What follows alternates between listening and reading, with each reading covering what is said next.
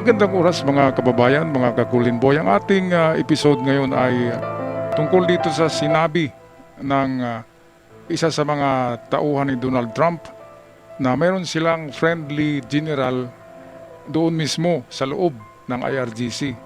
Ito ay isang general. Wow! Malaki ang katungkulan nito, isang general sa IRGC. Baka ito yung tinatawag na the shadow general na merong siyam na buhay.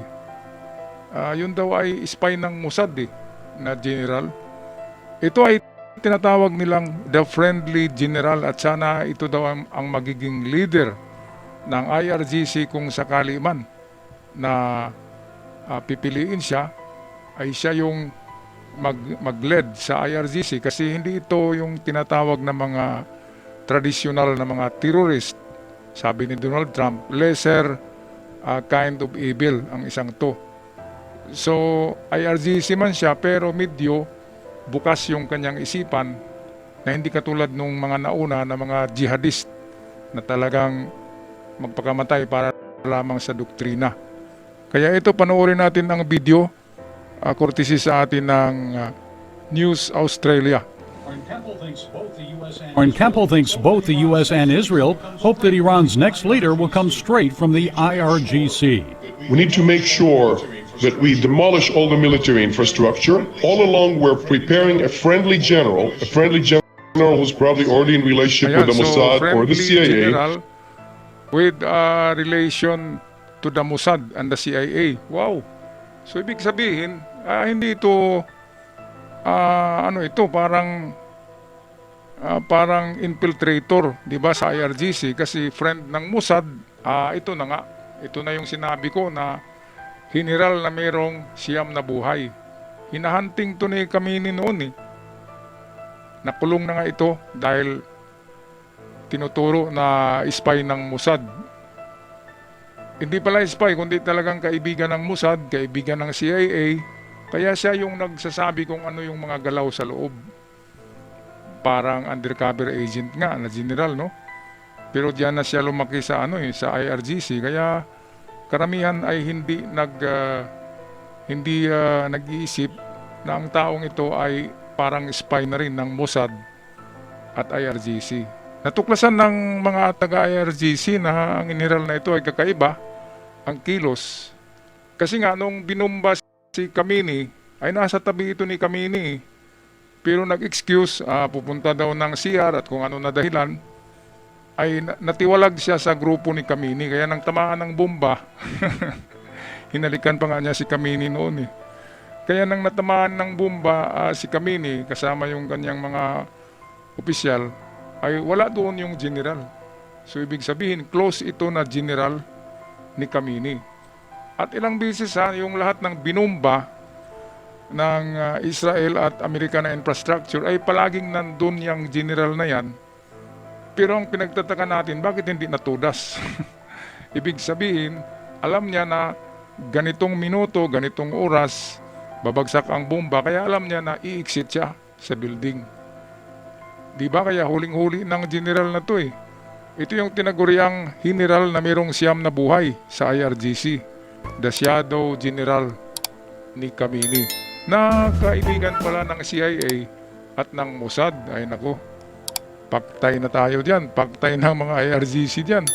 Bawat galaw nila alam ng Mossad at CIA dahil kay general. O patuloy tayo. And when we feel that the IRGC has been weakened sufficiently, this general basically steps up and leads the uprising. Mayroong mangyayaring military coup sa Iran. Mismo sa loob, di ba yun yung vlog ko kanina, na hati ang military ng Iran at mayroong namumuong kudita. Kaya ito sabi mismo ni Kempel na ano bang posisyon ni Kempel kay Trump? Military analyst pala ito ni Trump. Si Kempel ang nagsabi mismo na itong si General, hindi natin pangalanan, ay siya yung mag-lead ng tinatawag natin na kudita against mismo sa IRGC. So ang gagamitin niya na army ay IRGC pa rin. So ibig sabihin, IRGC versus IRGC na. Ang labanan ay nasa loob na ng IRGC. Hindi na galing sa labas. Yan ang mahirap sa IRGC kasi hati na pala sila. At ang general na ito ay mas bukas yung pag-iisip nga. Parang Democrats yung pag-iisip niya. Hindi siya pure na terrorist ang general na ito. Kaya nga kaibigan ng CIA ng Amerika at ng Mossad ng Israel. Okay, magandang balita to. Talagang nautakan ang IRGC, no? Hindi nila alam, mas matalino talaga ang ang Israel at Amerika. I don't have inside information. I don't know where we stand relative to. I don't have inside information. I don't know where we stand relative to that step, but it's probably a matter of a few weeks. Campbell used to serve as deputy commander of Sayeret Matkal, Israel's top special forces unit. The remaining question is, what's the backup plan if no revolution transpires and there's no friendly general? The next option that can be done with our massive air power is to just break Iran into small parts. There's never going to be an economy that can develop any power, not in the next 30 to 50 years. That is very painful for the Iranian general people. na ito na hindi niya magawa yung kudita or uprising ay titirahin ng Israel at Amerika muli ang Iran. Sabi ay break into pieces. Ibig sabihin pinupinuhin, putol-putulin. Kaya nga kahapon yung malaking tulay ng Iran ay pinasabog ng Amerika. So isa-isa lang yan, yung mahalagang infrastructure nila para hindi na makakabangon.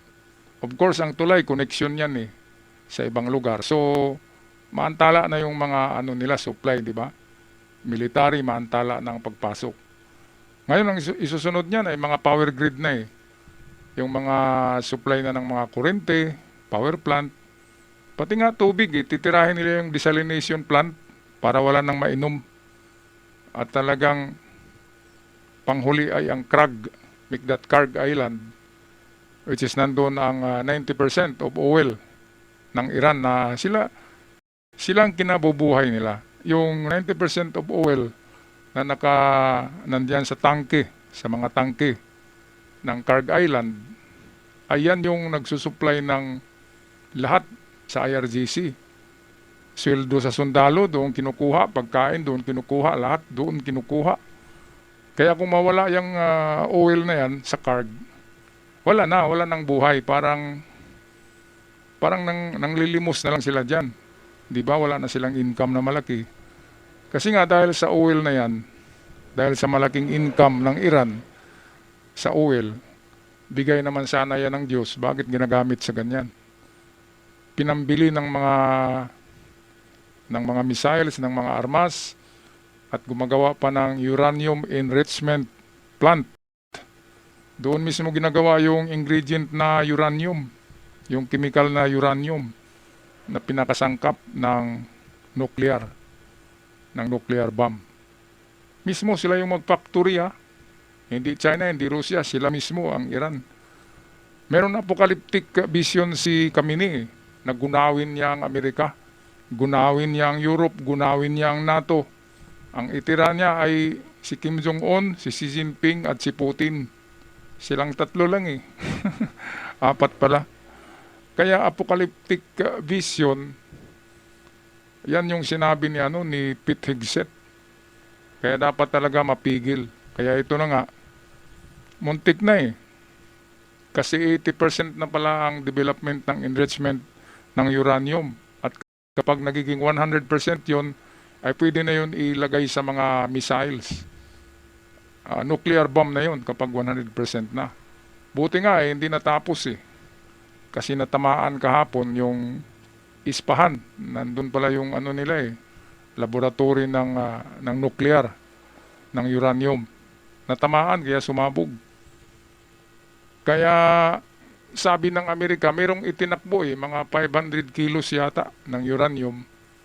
Ay itinago na naman sa mga tunnel sa kabundukan. Yan naman ang pinaghanap ngayon ng Amerika. Okay, tapusin na natin ang video. The worst thing for Iran's people would be attacks on the oil supply or power grid. The worst thing for Iran's people would be attacks on the oil supply or power grid.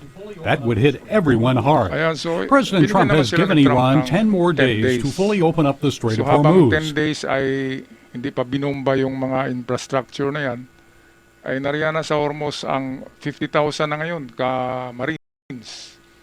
50,000 troops.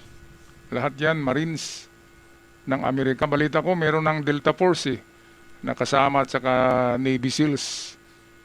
Hindi lang mga Marines. Kaya habang nag-standby ang mga sundalo ni Trump, nanginginig na sa takot ang mga sundalo ng IRGC dahil alam nila na kahit saang labanan ay papasukin talaga at mapasubo sila dito sa Marines na ito. Dahil kung ikumpara natin ang skills ng IRGC soldier na dyan lang nakatrain mismo sa Iran, ikumpara natin yan sa basketball, sabi ko na ang US Marines ay NBA, yan yung sila LeBron, sila KD, di ba? Sino bang magaling dyan? Harden, Steph Curry. Pero ang sundalo ng Iran na IRGC, yan ay liga sa barangay na basketball team kontra NBA, ang layo-layo. Di ba mga kababayan? Ang layo-layo ng comparison. Kaya break into pieces kapag hindi natuloy ang uprising, ang kodita mismo sa loob ng IRGC, kapag walang reforma through uprising, so kasama din ang mamamayan ng Iran sa uprising na yan. Yan yung sinabi ni Prince Pahlavi na handa na sila para sa ganyan na uprising. Kapag hindi yan natuloy, diyan na bumbahin ni Trump lahat. Obliterated, kasama na ang Kharg Island, tabla-tabla na. Bago iwanan ni Trump ang Iran, lumpong-lumpo na talaga. Talagang dudurugin niya.